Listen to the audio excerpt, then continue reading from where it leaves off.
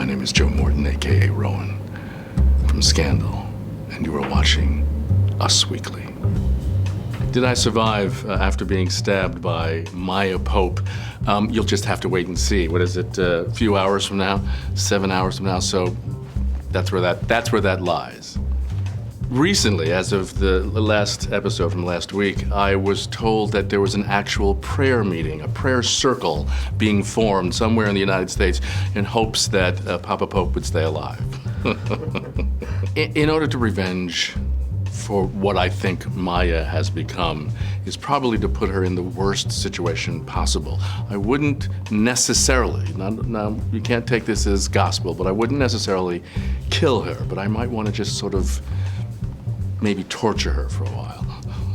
The similarities between Rowan and I in terms of fatherhood lie somewhere in the fact that Joe Morton was divorced at some point, and I have an older daughter who took that divorce very hard. So in the very beginning, when Kerr and I started to work, I realized that there were some parallels between conversations I'd had with my daughter and conversations I was having with Kerr. But beyond that, there is a real difference. What I brought in from my father was probably his job was to integrate the armed forces overseas. So it was a very difficult, very demanding, very lonely kind of job, and I think I brought some of that into Rowan. I don't think Rowan could ever approve of Olivia and Fitz's relationship, primarily because he's a father, and I don't think any particular father would want his daughter to be in love with someone who was already married.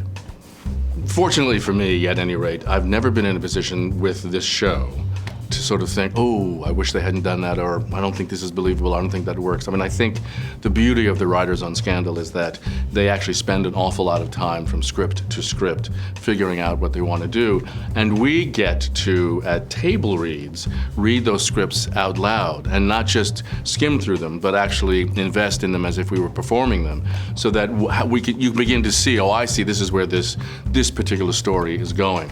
So the only times I can remember where we've had to change lines is they changed a location which didn't fit whatever we were saying, so we go to the writers and say, this doesn't work because this location doesn't work.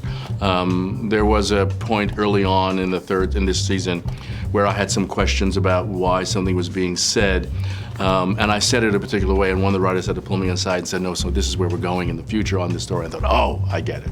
So it all seems to work out fairly collaboratively. You know what, I don't think we've ever talked about Carrie's pregnancy on the show. And in fact, Kerr would prefer that we don't talk about her pregnancy. That's her private life, and she'd rather keep it that way.